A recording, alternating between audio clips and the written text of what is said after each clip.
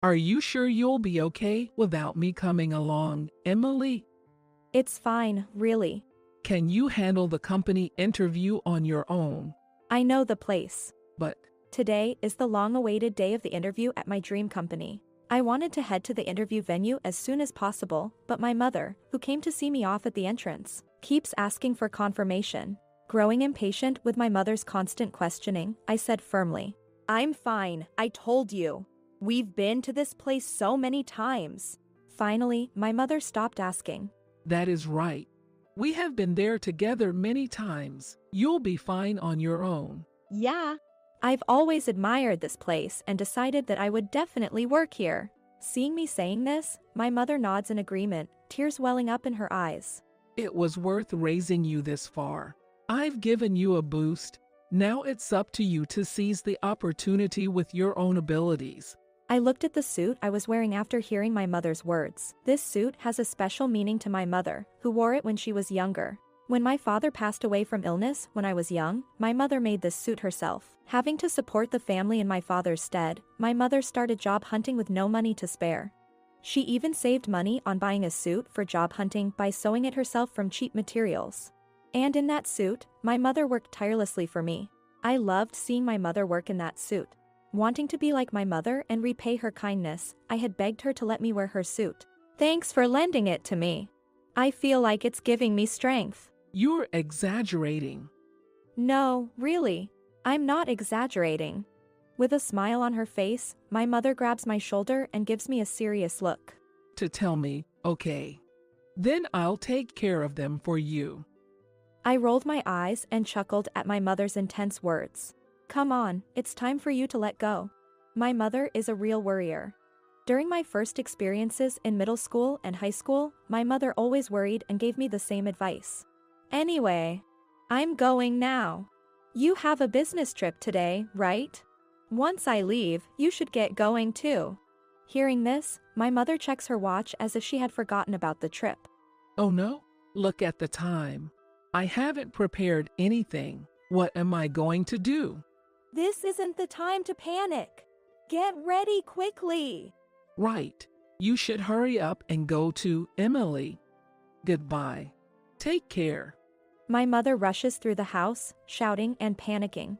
Despite being a successful career woman, my mother can be a bit of a scatterbrain, which is quite troublesome. I sighed as I watched my mother finally left the house, saying, "I'm off." Arriving safely at the company, I waited in front of the interview room. Next person, please. I heard through the door, and I checked my suit and took a deep breath. "Excuse me," I said, placing my hand on the doorknob and slowly pushing it open. There were two interviewers in the room. One was an older man. The other was a young woman. This woman was breathtakingly beautiful. She had striking features, and her hair, reaching down to her waist, was lustrous. Even the suit she was wearing seemed to shine. I couldn't help but think to myself, wow, she's incredibly beautiful. As I was thinking this, I heard a cold voice from the woman.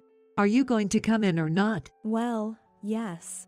I reflexively replied and walked to the chair in front of the interviewers. Did I mishear? I thought I just heard a cold voice from this beautiful interviewer. No, it must have been a misunderstanding. This is an interview, after all. It's unthinkable that someone in the position of an interviewer would use such harsh words. As I was trying to convince myself of this, the beautiful interviewer opened her mouth. Your name. Yes? I said, tell me your name. It wasn't my imagination. The cold voice was indeed coming from the beautiful interviewer. Feeling overwhelmed by her cold voice, I hurriedly replied. I'm Emily White. Thank you for giving me this opportunity today. I'm looking forward to working with you. As I energetically introduced myself, the male interviewer kindly gestured for me to sit down, saying, please, have a seat. I was relieved. This male interviewer seemed kind, unlike the beautiful interviewer. I said, excuse me, and took a seat. Then, the male interviewer began to speak with a smile. I will be conducting the interview today. My name is Mr. Scott. As Mr. Scott introduced himself, he glanced awkwardly at the beautiful interviewer. Noticing his gaze, she frowned slightly. I am Parker. It seems the beautiful interviewer's name is Ms. Parker. Feeling nervous, I greeted her, nice to meet you. Seeing my nervousness, Ms. Parker snorted and began to scrutinize me. Do you know what kind of company this is, and still decided to come for the interview? What? Caught off guard by her unexpected question, I momentarily froze, but quickly adapted. Yes. I understand that your company is one of the leading fashion companies in America. It wouldn't be an exaggeration to say that your company is the origin of most fashion trends in America. As I answered confidently, Miss Parker raised the corners of her mouth, laughing and saying, "That's right, that's right." Her mouth was smiling, but her eyes were not. Maybe, I think. Could it be that I was experiencing a stress interview? But when I looked at Mr. Scott, he seemed troubled but unable to say anything assertive to Miss Parker. Perhaps that's why. Miss Parker, with a mocking smile, seemed to have free rein in this interview. How could you come dressed like that, knowing what kind of company this is? What do you mean dressed like that? That suit, what's with it? She pointed at the suit I was wearing, and I looked down at it. Maybe there was some part of it that was disheveled. I double-checked, but everything seemed fine. Is there something wrong with it? Tentatively asking, Miss Parker suddenly burst out laughing. Really? You don't know? Well, I'll tell you. First of all, that button design. What's up with that? This is an original logo engraving. How old-fashioned. And that white ribbon on your chest. You think it's cute. This is part of the suit set. No matter how I answered, Miss Parker kept laughing at me, and I couldn't help but look down. Seeing me like this, Mr. Scott looked at Miss Parker with a troubled expression, thinking it must be unbearable. Maybe you should stop. Scott said with a trembling voice, but Miss Parker glared at him. Don't you dare speak up when you're in a lower position than me. What? Isn't Mr. Scott in a higher position? I thought, surprised, as Miss Parker turned his attention back to me. Then, she snorted with laughter. Well, what I'm trying to say is, she said, pausing dramatically and looking at me with a mocking gaze. You look so old-fashioned and granny-ish. After declaring that, Miss Parker laughed loudly. Well, that granny-ish suits an ugly girl like you. An old-fashioned and granny-ish look. Hearing those words, I thought to myself, I'm done for. Not because I thought I failed this interview. I lifted my face, took a deep breath. Then, I asked Miss Parker a question. Would you mind taking back what you said? Take it back. Why? It's true. I looked at Miss Parker, who was laughing, and sighed deeply with genuine disappointment. Mr. Scott, too, looked troubled, holding his head in his hands. Is that so? That's too bad. I thought you would know, since Mr. Scott knew. At my words, Miss Parker's eyebrows twitched. This suit is. I took a deep breath and then answered. What is it? It was tailored by your company's president, you know? Upon hearing that, Miss Parker showed a dumbfounded expression. What? She said, her face distorted for a while before becoming flustered. What? What are you talking about? She was clearly upset. As I wondered what to do next, I heard the door open behind me with a click. When I turned around, my mother was there. Mom! Why are you here? Weren't you on a business trip? I canceled it because I didn't think I'd make it. So I came to the office worried about you, and I was eavesdropping from the reception room next door. My mother answered with a big smile, and I let out a huge sigh of disbelief. You shouldn't have. Wasn't it a meeting? And didn't I tell you not to follow me? Well, the HR manager told me it was fine to listen in the reception room, and I left my work to Mr. Davis. That's not the point. Don't abuse your authority.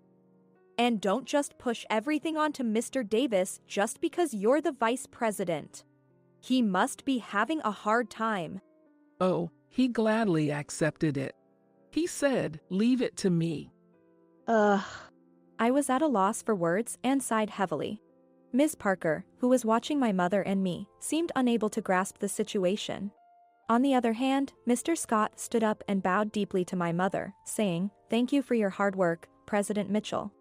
Seeing Mr. Scott, my mother smiled and gave a light wave. Then, she turned to Miss Parker with a smile on her face. However, her eyes were not smiling. Are you Miss Parker, by any chance?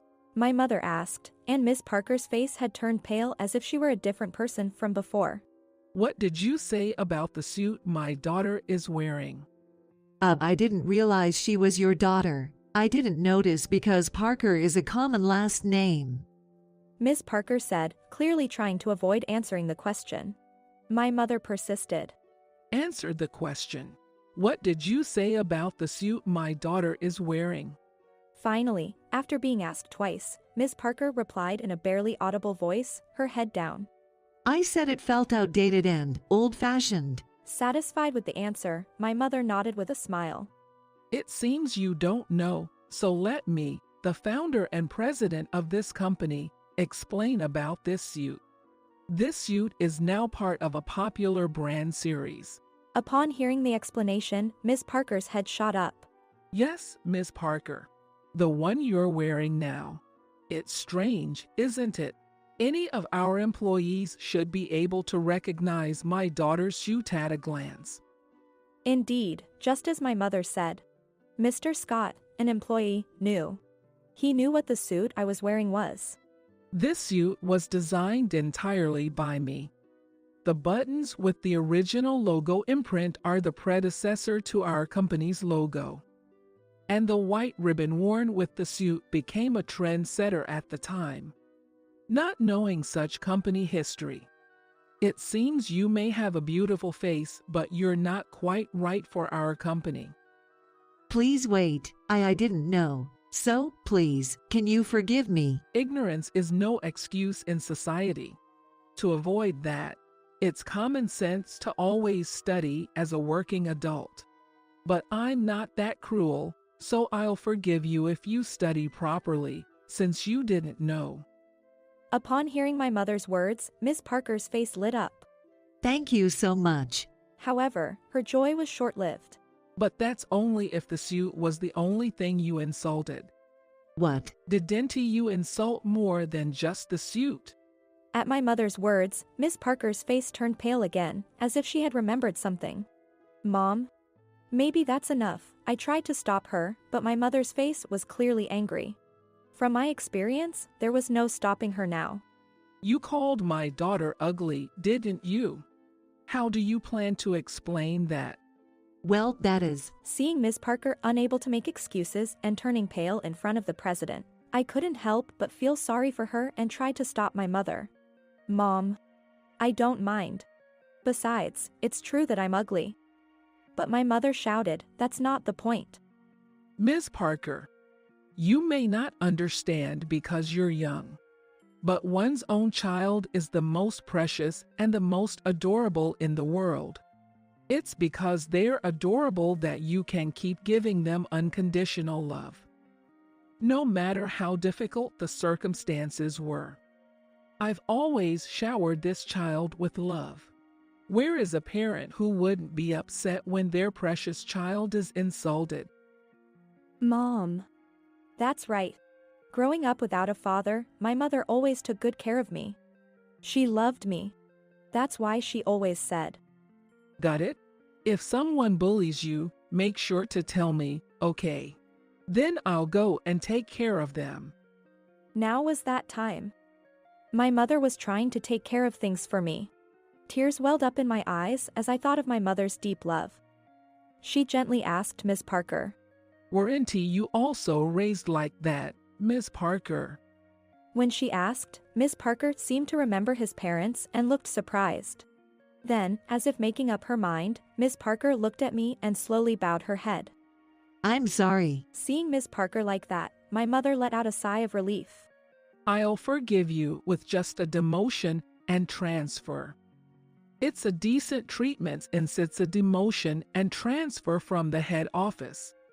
Though the demotion and transfer were hard for Miss Parker, she answered, understood. In a downcast manner. Your new location will be, let's see, your hometown, Miss Parker. It must have been unexpected. In front of the president, Miss Parker showed a surprised face, saying, What? My mother chuckled and said to Miss Parker with a smile. This time, her eyes were also smiling, and it was a gentle smile. Now go back to your hometown and take care of your parents. The president's smile must have warmed Miss Parker's heart.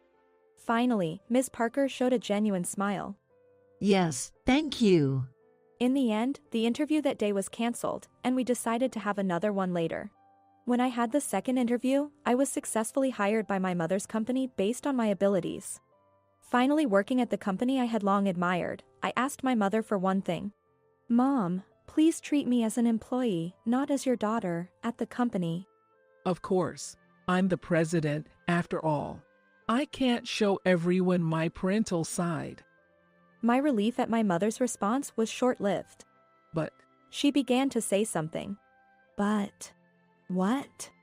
I had a bad feeling about it. Whether she knew how I felt or not, my mother said, if someone bullies you, make sure to tell me, okay? Then I'll go and take care of them. At my mother's familiar phrase, I sighed, I knew it. Then, I gave my mother the familiar response. Please, it's time